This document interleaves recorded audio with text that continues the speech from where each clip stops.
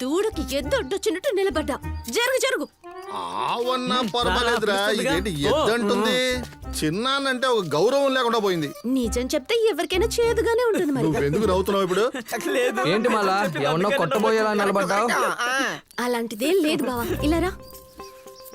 రా బావా. రండి మనము ఏంటో చూద్దాం.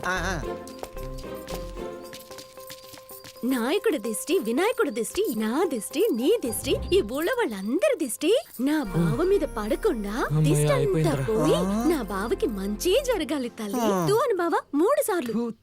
బావా నా చేతిలో దిష్టి అంతా నా బావ నుంచి.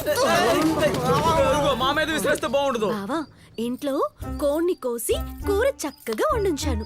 నువ్వే వచ్చి భోంచేయి, ఈ ఎద్దుల్ని తీసుకురాకు. మాకు తిక్కరేగితే ఈ పెట్టి ఇటు నుంచే తీసుకెళ్లిపోతాం. Okay bye.